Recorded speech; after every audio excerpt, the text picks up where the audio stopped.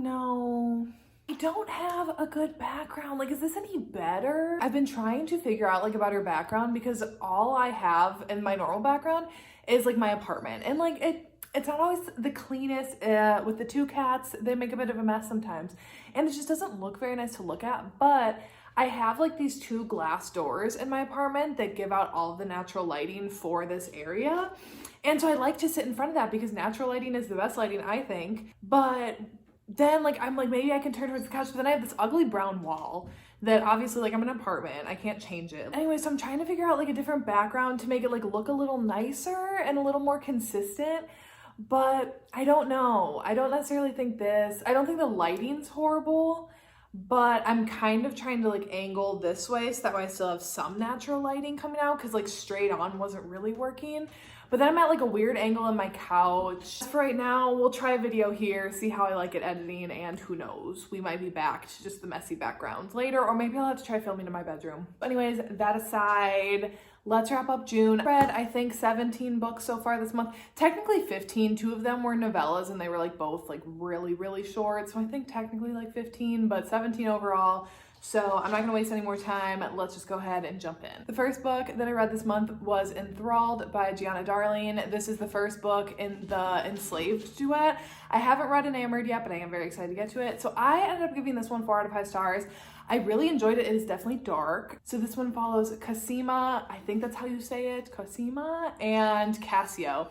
Paused on this really cute shot. His name's Alexander, thank you. And Cosima's father sells her off to Cassio because he's a piece of shit. You know, it's kind of like that typical, like, he has his debts, he has a problem, he's in trouble with the wrong people, so he decides to sell his daughter away.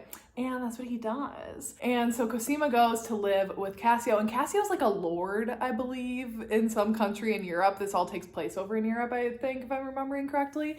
And so she goes to be his slave. Gianna Darling's writing, I just really don't think she's ever missed for me. Even in books that haven't been my favorite, still the writing has always been great, and that's exactly how I felt in this book. And I loved the world that she created in it. Someone was chewing on the cord. Ooh! So you're gonna come and sit over by mom. It is dark, so I do just have to be in that mood, but at the beginning of the month I was in the mood for this and it just perfectly hit. So 4 out of 5, I'm excited to read the next one. Next up, then I read Tri-Six Venom by Penelope Douglas, her newest release. I have a full reading vlog on this. You can go and check out my full thoughts on it, like more in depth, but I ended up giving this one 5 out of 5. I truly loved almost every single thing about this book. There wasn't really anything that I didn't like. It was a little long, however, I felt like the character development pulled it through enough for me that I didn't necessarily mind that it's like a really thick book. It didn't really feel like it had any dull moments. And so this follows Olivia and Clay. It is an FF romance and it is a bully romance and it's in high school. Some have classified it as a sports romance. I feel like the lacrosse is kind of like a side plot. It's not like super prevalent like some other sports romances, but it is in there. But if you don't like sports romance, I wouldn't say like that you should steer clear of this just because of that, because it's a very small element. But it is like strong enemies to lovers, like enemies throughout a lot of this, and they do a lot of mean shit to each other, like they really do, but I love that. I love it. And I loved Olivia's character, but I really loved Clay's. I felt like she was just a really interesting and dynamic character and had a lot of traits that we typically see like the bad boys have that like she got to encompass, and I loved seeing it in a female character. So like I said, I have a full video on my thoughts of this already, but 5 out of 5, a great one from Penn. And I read these all throughout the month, but I'm just gonna lump them all together in one check-in. I finished rereading, so I reread Balance last month, and I finished rereading the rest of the Off Balance series. So those books are Execution, Release, Twist, and Dismount. I am just as obsessed as I was the first time that I read this series. This series is just, I think it really just is epic, okay? And I was kind of in the mood for it with the Olympics and like the Olympic trials and everything coming up, and it just, I felt the vibes of this series, and I'm so glad that I did a reread on it. There are still certain plot points and things that happen that aren't necessarily my favorite, but for my overall enjoyment of it, I really just I can't like nitpick these books really. My absolute favorites in the series are Twist and Dismount. I still really like the first one. I think it's just because like where it all began, and Kova's like dick level in that one is so high. Like I'm like, you are such an asshole. And then by the time that we get to Dismount, I'm like, you are a sweet, precious baby, and I just want to protect you at all costs. And I just think there's something so special about watching that character growth for both Rhea and Kova throughout the books, because Rhea is 17, she's 16 when they start, 18 when they end, kind of, but then you get her like jumping ahead in the future a bit, and you just see how much her character grows and matures, and you also just see how much growth Kova goes through and how much they change on their own but then also change together, and like they bring out the best and worst in each other. I mean, knife scene, anyone? Like it's just, oh, it's so good. I really don't think there's another love story that I've read like it. And I think it's so special reading 5 books following the same couple and all of their ups and downs. And really in Dismount, it just is emotional, I think, seeing a character that on literally almost page 1 or 2 in the first book is like, this is my goal. I want to achieve this and I'm going to do what it takes. And then to see that happen in this one, I feel like proud almost in it. And I get emotional reading this book, mostly because it is just emotional. I know it's controversial. I know it's not everyone's thing. It's a large age gap, and like with it being a coach athlete, but I really think this is like a peak series of all time for me. And I love them. Okay, next then I read Blame It on the Tequila by Fiona Cole. So this is the second book in the Blame It on the Alcohol series, following up Blame It on the Champagne, and there's one more to come. I was most, I think, looking forward to this one. I was looking forward to Blame It on the Champagne, but this one, it was like rockstar, forbidden, stepbrother romance. Yes, yes, yes. All across the board, and I really enjoyed it. I gave it 4 out of 5. My enjoyment level was very high with this book, but that's kind of what I've come to expect from Fiona Cole. This one follows Nova and Parker is in a band. He's a rock star. I don't remember what instrument he plays. Tragic. He and Nova are step siblings, so it is in dual timelines and dual POVs between Parker and Nova. So we get some of their flashbacks when they're like teenagers and they're forming this band, and you know, Nova helps write songs, but she's not really like in the band. She doesn't want to be like up in the forefront, and eventually she does, and then something happens where then they get separated, and then this jumps into the future when they're both kind of doing their own thing, and then they reconnect. It's fun to see them work through that in like this fun rock and roll kind of setting. I just really love rock star romances, and I really liked this one because I liked the band camaraderie in this one. Like you could all just tell that they're friends and they vibe. So yeah, 4 out of 5. This was really fun. So I got very curious after seeing this on TikTok. The Life of Anna. So this book is so this was before I knew that it was broken up into 5 books all put together. But this book was supposed to be like 2,000 something pages, and it's supposed to be like the darkest book ever. And I was like, well, I'm intrigued. Like, you say it's 2,000 something pages and then it's the darkest book ever. Like, you've piqued my interest. And when people are like, I couldn't even finish it, I'm like, well, are you challenging me? Because I will rise. So I picked it up, so it's divided into 5 books. I've only read the first one. I don't know if I'm going to keep going. Not because it's too dark for me. I don't know if I love it enough to go through like 1,800 more pages. I liked it. It's about this girl, I think her name's Anna, right? I honestly don't even remember. When she's younger, her parents die or her parents are killed, and then she's with these 2 like uncles, but they're not like blood related, I don't think. And then she has sex with one of them right at the start when she turns 16, and then after that they like start beating her. And so the one of them does that until she turns like 18 maybe. I don't really know. I don't really even think I can give a good summary of what I read. And she gets like taken to the ballet. She has like friends outside and they're like, where'd you go? And she's like, I don't know, because she can't say anything. And then there's this weird ritual at the end that she has to participate in. Oh, but then there's this random like blonde dude that comes around that she thinks like might be her savior. I mean, y'all, I don't even know how to make sense of this book. I don't even know how to explain it. I gave it, I think, like 3 out of 5 on Goodreads. I can't even fully explain it because there was like a ritual at the end with a goat. happening? Oh, and then he like messed up her organs so she can't have kids. Y'all, I literally don't even know. We're just gonna stop talking about it. I don't know if I'm gonna continue on. I kind of like the challenge of finishing this giant ass book, but right now I think I just have to be in the mood. I have to be in the mood for dark romance, and I'm just not in the mood right now. So maybe another time. Wow, that's gonna be fun to edit, because that made no fucking sense. I can't even like figure out what I just all said. But let's jump into something that I do understand and can explain. Sweet Temptation by Cora Riley. I gave this one 4 out of 5. It's another mafia book. I'm trying to get through all of hers. I only have Fragile Longing left, and I'm excited to read that one. So this one follows, okay, I don't know if this is how you pronounce it, but I pronounced it in my head Julia, but it's with like a G. I don't know, I pronounced it as Julia. So this one follows Julia and Cassio. And Cassio is like an underboss, I think, in one of the cities. And so it's kind of connected. You do see Luca and Arya pop in. And also Julia is cousins with Kiara, who you meet in the Kimura Chronicles. And her parents are the ones who take Kiara in. So Cassio, his wife, he's widowed with 2 young children. And the state of his wife's death is kind of a mystery throughout most of the book. Like how she died, and people are like a little sus on Cassio. Julia's parents decide this is a great opportunity to sell our daughter to this man. Well, not sell, but like, you know, it's the mafia, like give our daughter away to this man. Even though that's like sus, and everyone's like, don't know, but they're like, status, yay. So they promise Julia to him when she's like 17 or whatever. So as soon as she turns 18, the next day after, she gets married to him, so there is an age gap. I mean, what do you expect? Arranged marriage, mafia, all that good stuff. So overall, I liked this. I liked seeing Julia interact with the kids and like her bonding with them, and then her and Cassio bonding, especially because of their large age gap and their very like different personalities. It was nice to see them come together and like work to create this family. However, there was like no mafia.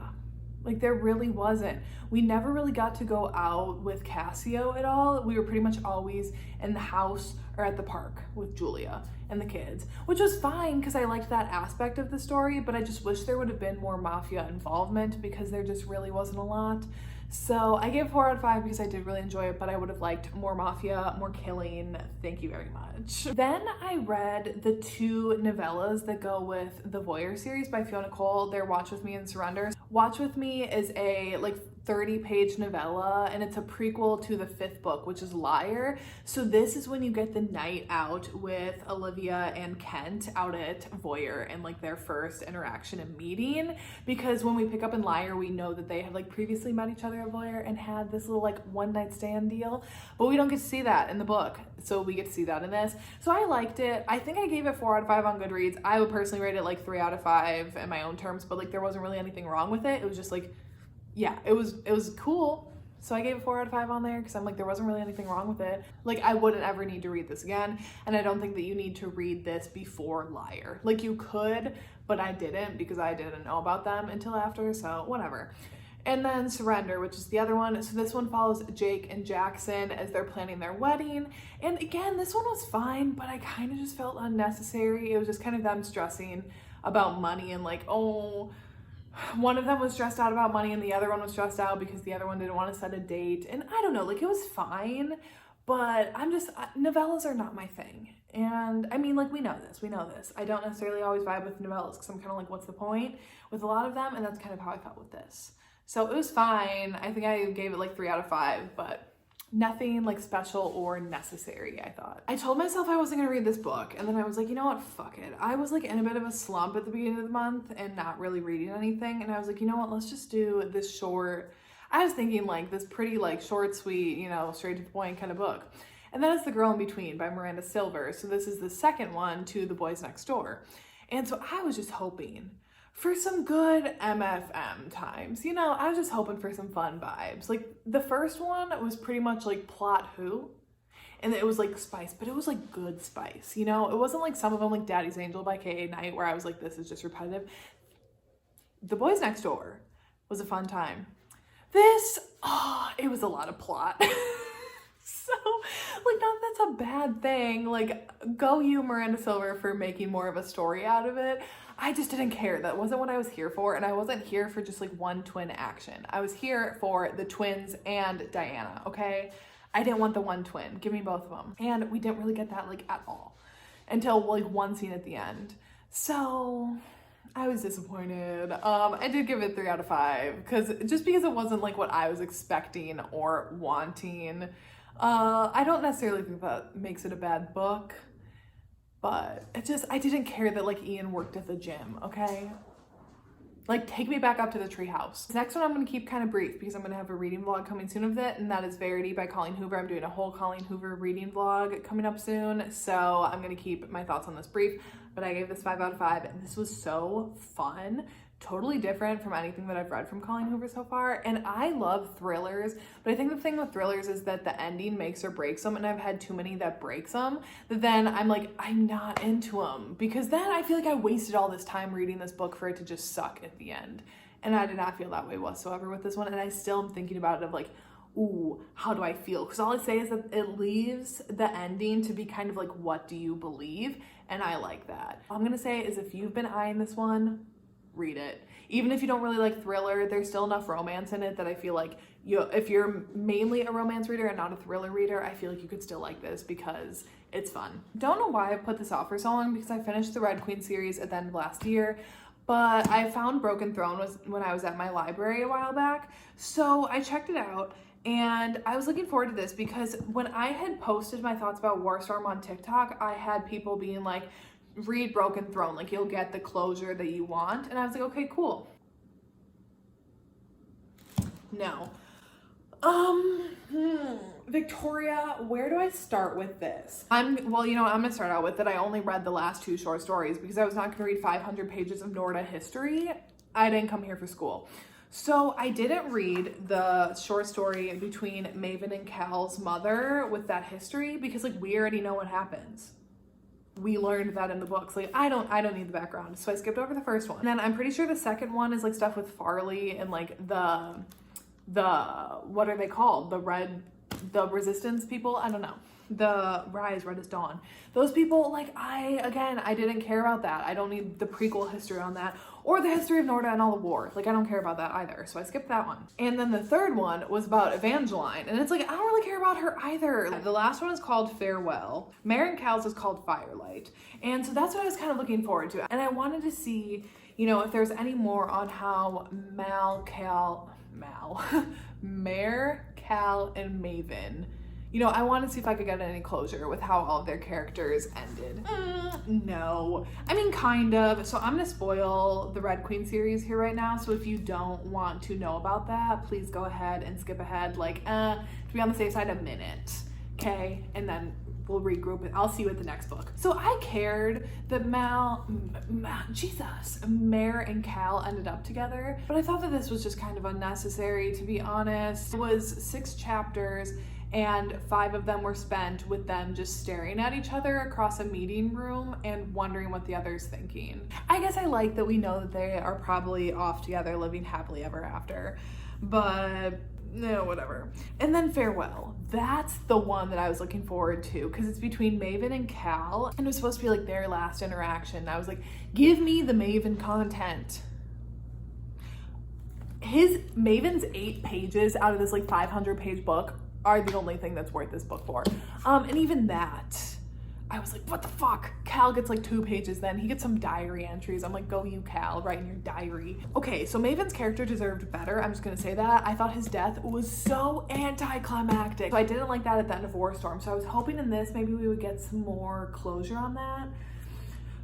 I just didn't get it whatsoever, and I'm just kind of annoyed. I thought Maven was built up to be such a cool villain, and even in this chapter in this, I was like, there's still so much potential left in this character.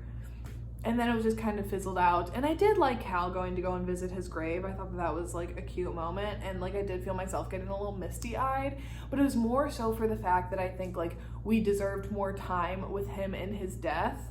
And I think we deserved more time of him, Mare, and Cal like having a real final conversation showdown. Like there were so many other people involved in Warstorm that I feel like we kind of missed out on that base trio that the book started with.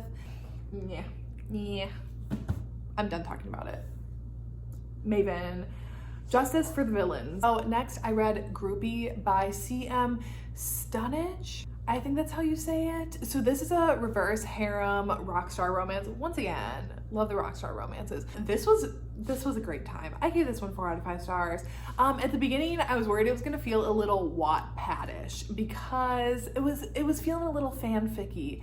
But I think the thing that for me kept it from teetering into that way was how absolutely broken and sad each of these characters are, which I love a sad and broken character. So our heroine Lilith, when we meet her at the start of the book, her dad has just died. Her mother and sister have both died previously. Her boyfriend has cheated on her and they have broken up and she's on her own. And she's trying to get to New York to go say goodbye to her dad. I mean, he's already dead, but she wants to like go and like get her closure. And her stepmom is like, don't bother coming. She has no money. Her car is, she has like no money for gas or whatever. She is like down on her fucking luck. And she meets this guy at a gas station and he gives her like $200 and is a nice guy and whatever. So she goes and puts it in her car. And then she finds this crumpled up concert ticket that her boyfriend had bought for them a long time ago. She decides like, fuck it, I'm gonna go and try to sell these tickets. So as she's trying to sell them, she runs into this mysterious guy in the parking lot and he's like, oh, you won, here's your backstage pass. And she's like, what do you mean? Turns out she won some contest, whatever. So long story short, she ends up going on tour with this band. And in the first night, she bangs 4 of them, back to back to back to back. Like, that is some queen energy, okay? So then she ends up on tour with them. Fun times. But here's the thing that kept it from going like so, like this is so outlandish, is that every character has a super fucked up and sad backstory, and they're all like, some of them are feuding within each other, and they all just have this sadness that surrounds them, that like surrounds her too, so they all kind of like just fit together, that it just works, okay?